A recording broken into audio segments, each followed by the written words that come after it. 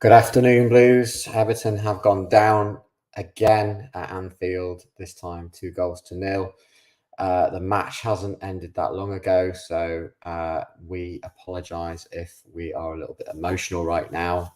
But nevertheless, as we are for every fixture, we are here on Follow Everton and we want your views. I'm sure that there's a few furious Evertonians who want to pick up on the double standards regarding the sending off for Ashley Young and then the lack of sending off for Konate.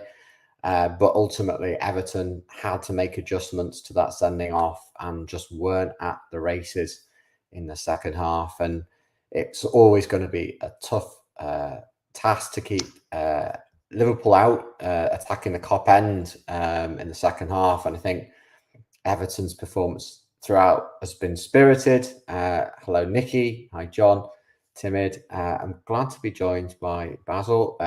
Basil, you were watching a game beside me. It wasn't the easiest, was it? It was a lot of clock watching towards that second half. And I think, Everton gave it as good as they could get at the beginning, but it really changed when Ashley Young's second yellow, after just half an hour, kind of made for a difficult afternoon for the Blues. Yeah, I mean, the writing was sort of on the wall at that point, going down to 10 men. We, starting the game well, but, we did leave lots of gaps and lots of spaces in behind. And I think then going down to 10 men, not having one of your defenders and then putting James Garner there, you're looking and thinking, how are we going to get out of this? It's going to be backs against the wall. And, maybe we could scrape a goal. Maybe we could keep it 0-0 as long as we can, hopefully at least a point. But, it was always going to be a tough ask at that point. And I think every Evertonian would have known going into that second half that it wasn't going to be an easy watch. And I think it's really frustrating because I think we actually would have caused them some damage at times in moments in that game.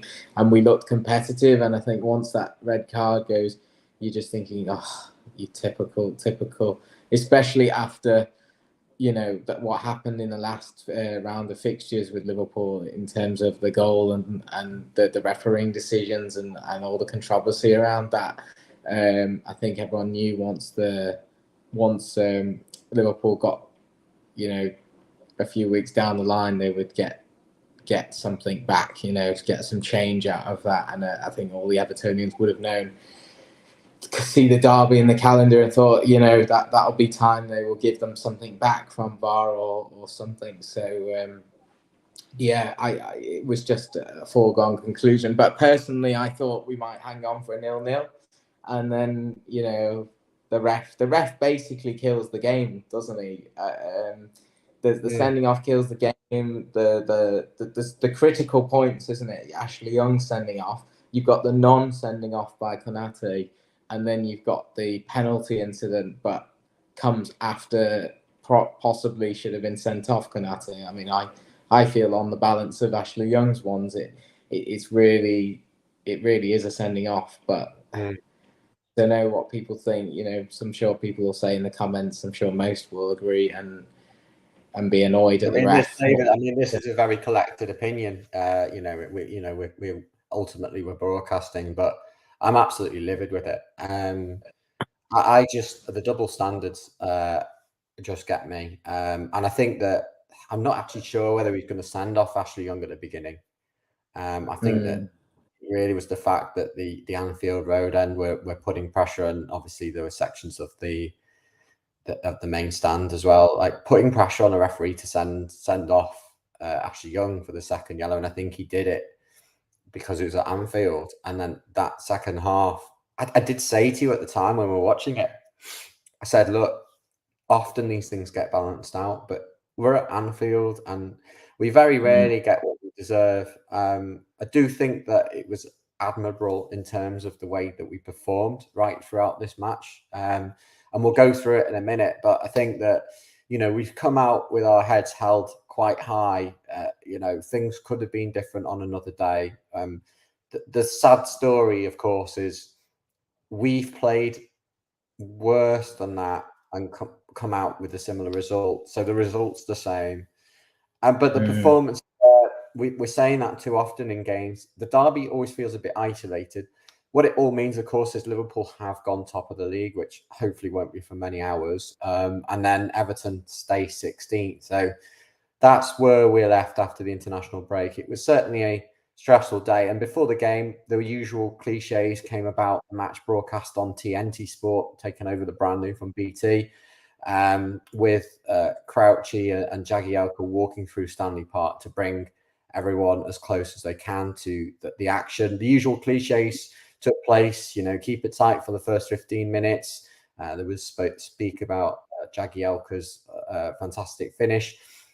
When the game sort of got underway, Everton were unchanged, and they had a chance quite early on with Calvert-Lewin, who had a header really within the first minute. Basil, we wouldn't have thought at the time that would be such a great chance, but in the context of the game, that probably was Everton's best opportunity. Everton then, showed as good as they could get, with the bite, and they kept pace with Liverpool, who grew into the game, and then really it all came down to the fact that Ashley Young had already been booked. Do you want to talk me through both bookings and maybe just explain whether you felt that they were valid or not?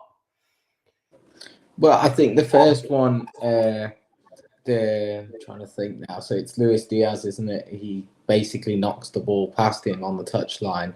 Ashley Young doesn't really do much, does he? He kind of moves towards it, but his full body's not in the way. It's like a portion of it that kind of blocks him.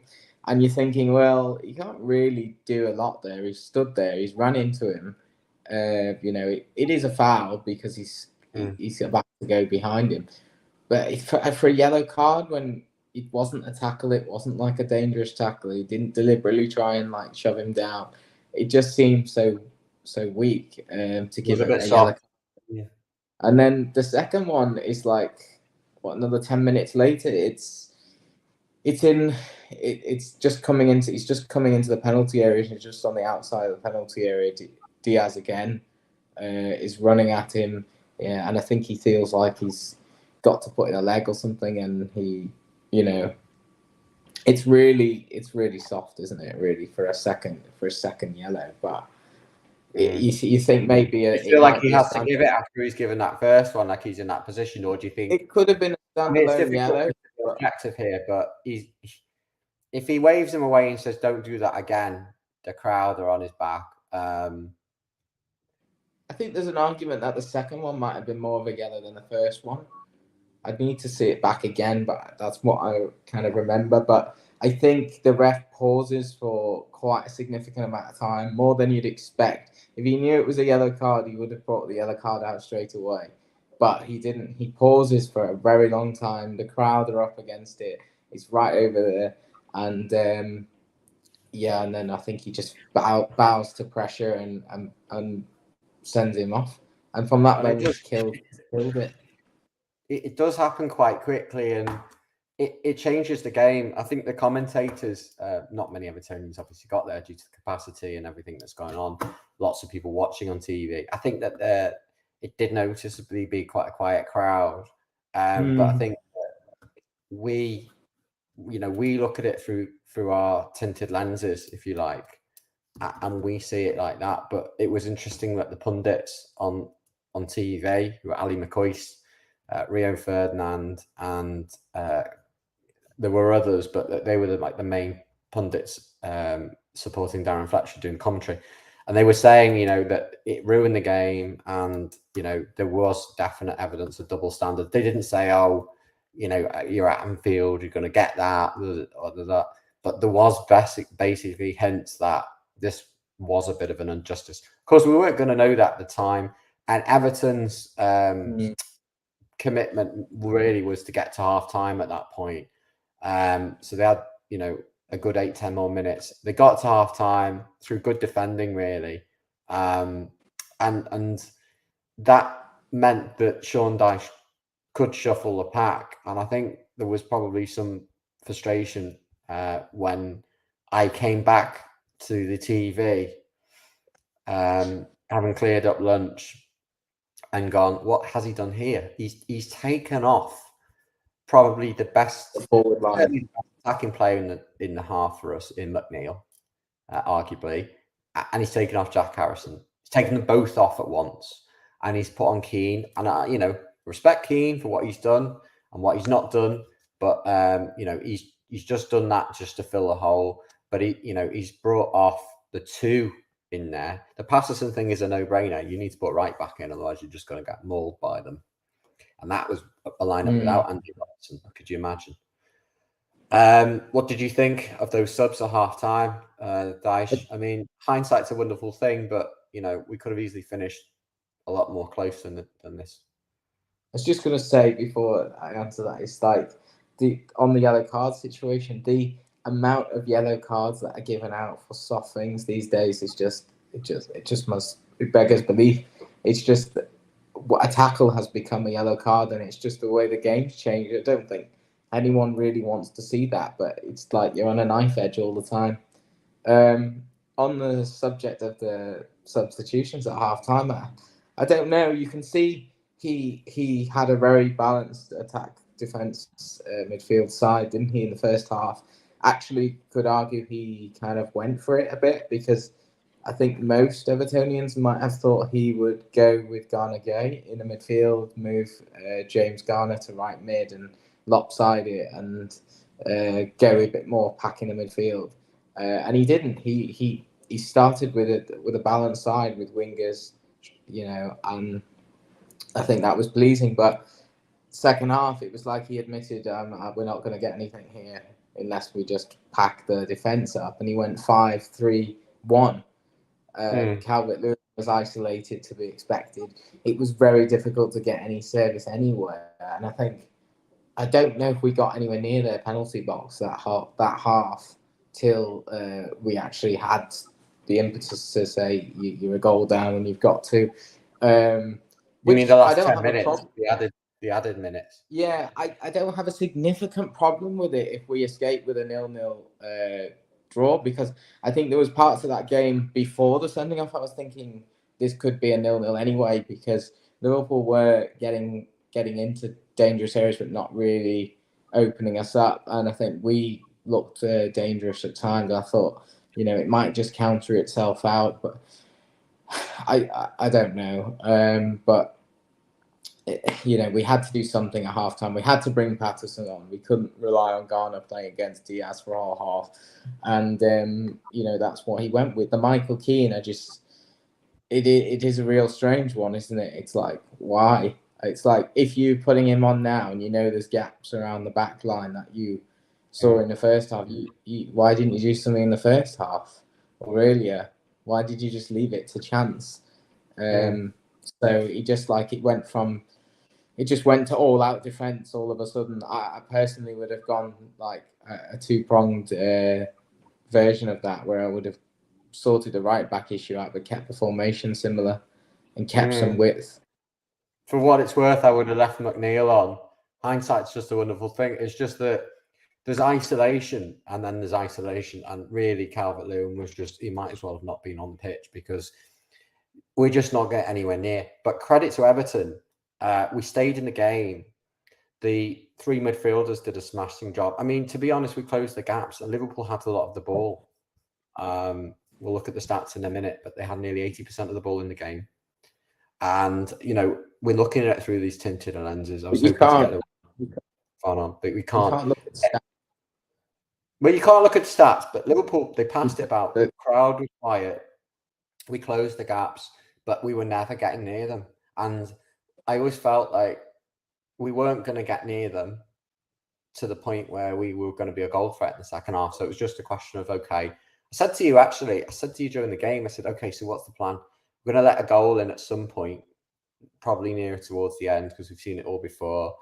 And if we do, what's next? And I was thinking, okay, so then what will he do? Will he bring on a sub? And of course, what happened was it did come, but it came in controversy, because only a few minutes before that, Kanate, who'd already been booked, basically takes out, was it Garner?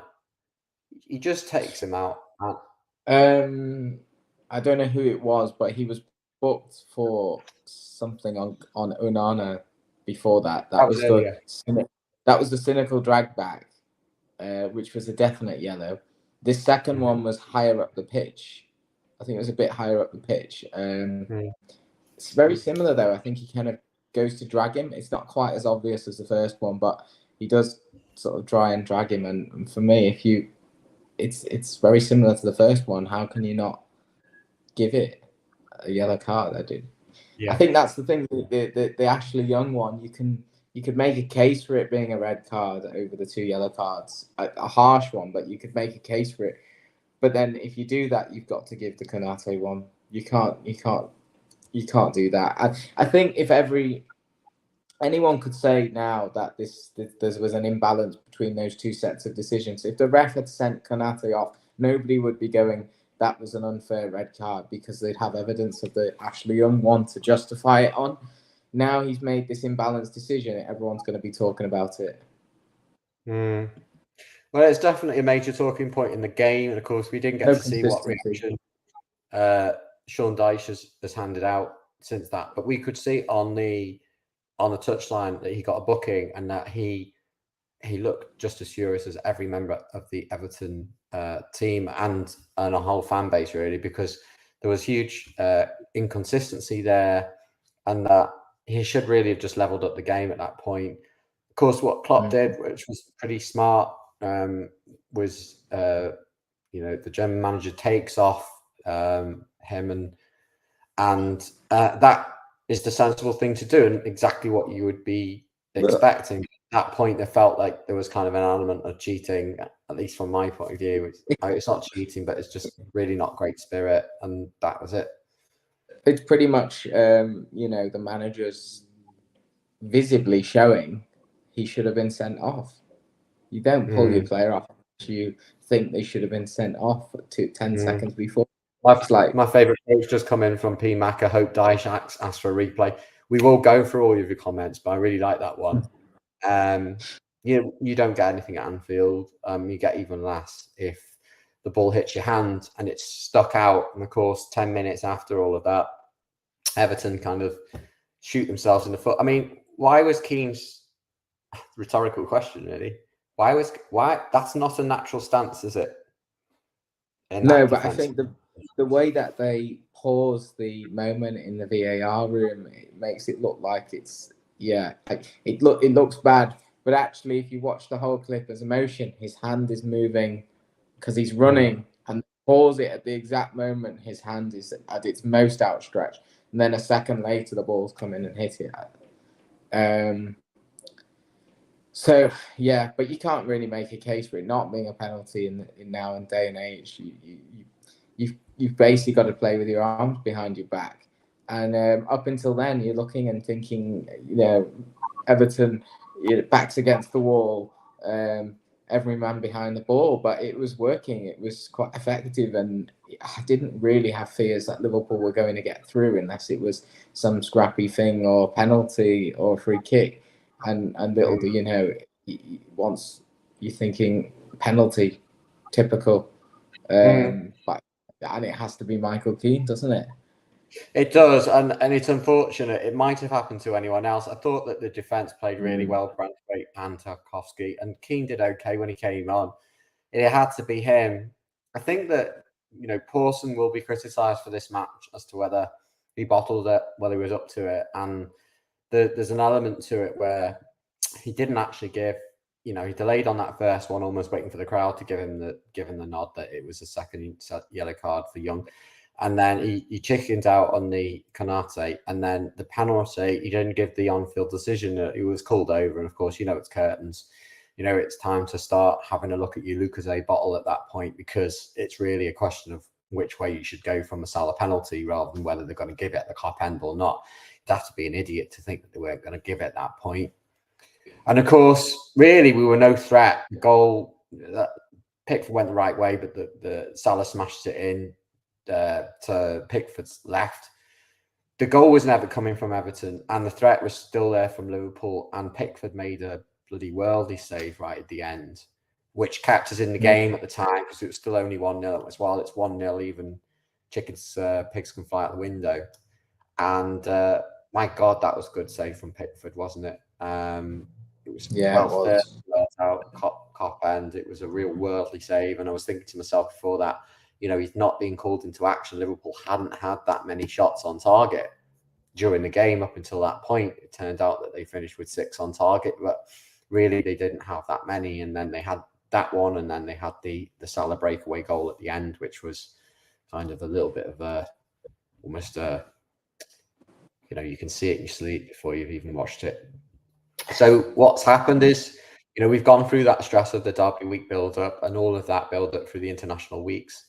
And then we've come into the game with the stress, adrenaline, and the results the same. Everton have gone down 2-0 to Anfield. And of course, I think that there's a lot of people that have got a lot to say. So we're going to start going through the comments. But, I think there's going to be a lot around the referee. But I'd like to really point out that the performances were good. And for a long time, this was basically a 1-0 or 0-0 match. So thank you for joining us. And of course, don't forget to like and subscribe, whether you like, these opinions or not. I mean, everyone's entitled to what they have. And of course, we kind of have to put on a brave face. We are deflated and upset. We've become too used to this as Everton fans. But the context of the season is that this was yet another game where Everton played well enough to get something from it, but have been hard done by, this time through refereeing decisions. So I think time to start having a look at the comments. I think that there were a lot of good contenders from Everton's side as far as the men of the match and who the best players were. Chris says Beto was really poor again. Ever since Calvert-Lewin started his matches, Beto doesn't look himself. Well, I think, to be fair to Beto, he's only really played those 2 games before Calvert-Lewin came back into the side. And I think one of them was definitely in the League Cup against inferior opposition. The other one was Sheffield United away. He looked really good in that game. But of course, it's not easy coming off the bench. And I think we need to give him a little bit of time. But he did get 30 minutes, but it's 30 minutes in a very, very difficult circumstances with an Everton side that are trying to basically park the bus. So I'm not really buying that comment, but at the end of the day, everyone's entitled to their opinion. TJ made comments to Chris, who rated Keane a 6. He's trying to block a cross with his arm. He should get a 0. I mean, look, his arm was out. And I think when we saw it in freeze frame, we kind of knew that we knew the result. We knew what was going to happen. And to Will, Lucas basically joins on that bandwagon. He says, you can always rely on Michael Keane to make a bad situation worse. It wasn't actually that bad at that point. It was 0-0, but obviously we were trying to deal with it. It's a lot of people jumping on that. Damien C. How is Michael Keane a professional footballer? It reminds me of last year, actually, Basil, where so a lot of people looking to jump on certain players. But that Tarkowski, if he'd done that, I think it would have been a little bit more forgiving. I think that it is unfortunate that it's Keane. He's in that position because he's been brought in as the third centre back in that particular position. To be fair, there were some good performances out there. Damien also says that Mykolenko had one of his best games. He kept Salah fairly quiet. What did you think of Mykolenko and his performance today?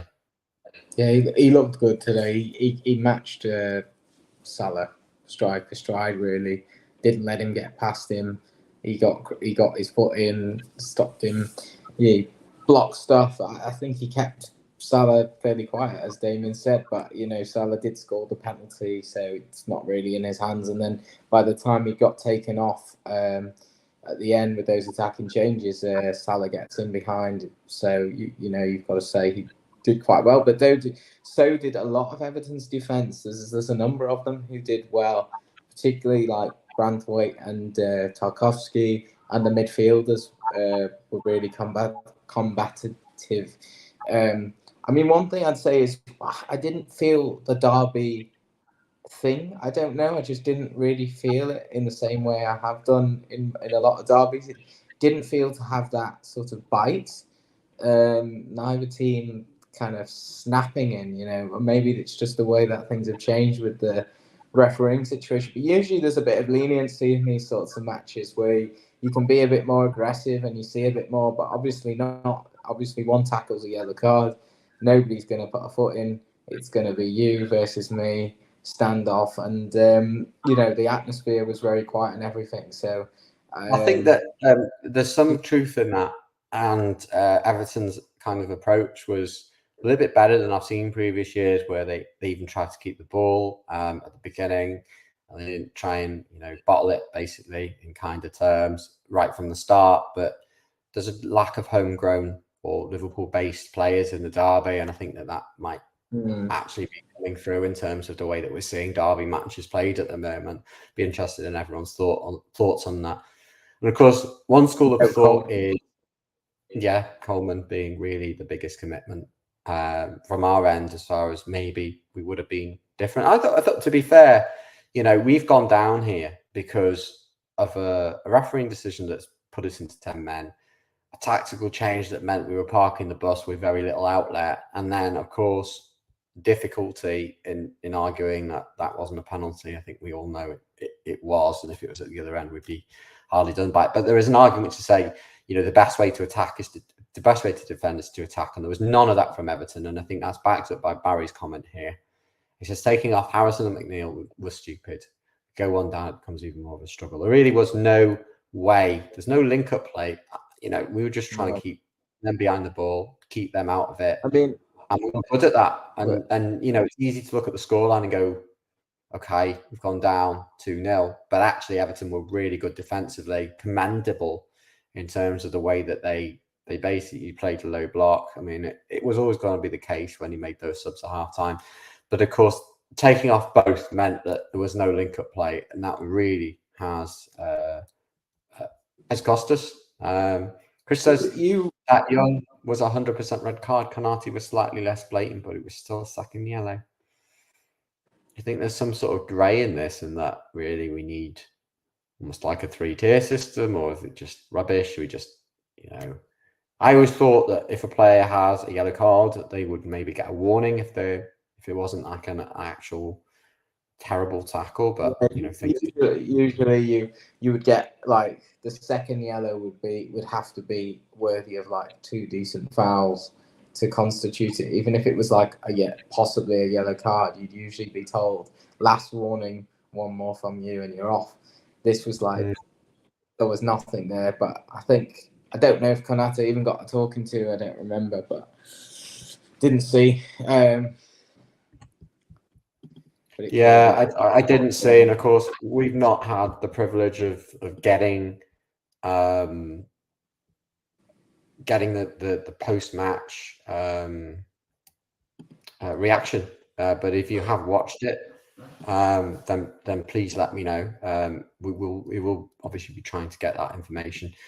Meanwhile, as you know from watching our post-match streams, they don't always tell the full picture, but we do like to look at whether some of the stats show any of the story. And of course, we can dwell on it all you want. It's what you do with that possession. But Everton, we're really chasing shadows for a lot of this game. Well, do we have the stats up to the first 30 minutes though, or the stats up to the first goal? Because I think it would change in between portions of the game, wouldn't it? That'd be interesting, and maybe if there's another match video, where we're a bit less raw, then that might be something we might be able to get. But right now, those stats aren't handy. I mean, we did have 4 corners, which isn't bad at Anfield, but we tended to look like we were going to concede from them more than score from them. I think we went into the game thinking the counter-attack was our best form of attack, but actually Liverpool, it proved that their best opportunities were going to come through the counter-attack as well. And I think that's why it was so end-to-end for the first sort of 20 minutes. You couldn't have put it better. I think that we were talking over how Everton looked so exposed when they went forward with these corners that we're almost better not having them. But yet, I said to you, first half, we got a corner quite early on. Sometimes that's all we get all game at Anfield. 4 corners. Yeah, if you said that before the game, you're going to get 4 corners, 4 chances from set piece. With the big players, we didn't quite make them count, and we were quite a big side, which is a shame. Liverpool They 20. also, I was just going to say they had 26 shots, but if you look at the shots on target, it's only 6, which I don't know if that there's a mixture of the fact they were very poor in their final third attempts, and I think a lot of them are from distance that went over. They were, but if you look at some of their quality shots, like the Trent Alexander-Arnold one in the Anfield Road end in the first half, where he catches it very sweetly and it sails over, but my God, it's a good strike. If you think about that, that would go down as a shot off target. There were some wayward stuff from Liverpool, but they also shot over the bar a few times. But we would have blocked quite a few of those as well. The shots on target, we blocked 2 or 3 of them, and Pickford would have saved them. I mean, you've got to think there 2 chances that actually resulted in a goal. One was a penalty, so you take that out of the equation, really. So out of 25 shots, they got 1 goal. I mean, that's not that doesn't show you. I don't know what that shows you. You'd have to think about that, but I think it shows you that Everton did get men around the ball. They did, pretty much stop Liverpool, even though they were getting opportunities. No, for sure. I think that's a very valid point here. You can't really count. I mean, it will go down, of course, as a goal from Salah at the end, but there's no way that we would have let that in if we weren't basically chasing the game to the point where even Pickford was thinking about going up. Of course, towards the end, Everton threw caution to the wind. We brought on Danjuma, and then in the end, Gimetti. They had chances and there's a possible free kick, but really, we always knew that Liverpool were a huge threat on that counter attack, and that really was something that we needed to look out for throughout the game. Brian Cullen says they've done well today, but Liverpool owed something from VAR. Took it out on us for a rob by VAR for years. It's pure corruption. Well, you just leave that comment as it is standing. Peter Duggan has been one of the worst performers in the league this year, but Dyche loves him. Tazzle says it's the same story. It is. We should move on, get our season back on track. Seem to be saying that every year at Anfield. I mean, obviously, there was that COVID win when there were no fans, where we won 2-0. But yeah, it pretty much is. You go to Anfield, and if you get a draw, it's like a win. And today, it's just not happened for us, and it's upsetting, and it's a derby, and it hurts real bad. But it's become such a norm that it's almost like you become immune to it, and you kind of become almost used to it happening at some stage. You can write the script as well. I always thought that Mane was one of their best players in the derby match, and Salah was always going to be a player that scored or got good chances, and I wasn't wrong there. But Liverpool they're top of the league. They're definitely better than they were last year, but they don't play like a top of the league side. They really struggle to break down Everton, who, yes, we didn't leave many gaps for them, but I'm sure that league is going to change, and I'm sure that this Liverpool side are not going to be challenging like they were in a few years ago, because I think they did struggle at times. They've got a fairly new midfield. Obviously, they had Robertson out from the start. If you're a Liverpool fan and you can bring a comment to us, then please let us know. We did try and get one on, but he's popped out, and the rest of the Liverpool fans we tried to get on are also flying back to Norway. So that was the chance that we had here. So Everton really disappointing. It's the same old, really, and there will be more reaction from Follow Everton's team. Obviously, post whistle, it's always a bit sore. There's a lot of Evertonians right now that are burying their head under a pillow. We've seen this one before. Tends to be those early kickoffs where we go down in the derby, and then it feels like a really long weekend. And unfortunately, this is going to be one too. But if you're a rugby fan, then watch that. Distract yourself with whatever you can do. And there will be more reaction from Follow Everton throughout the build-up to our next game.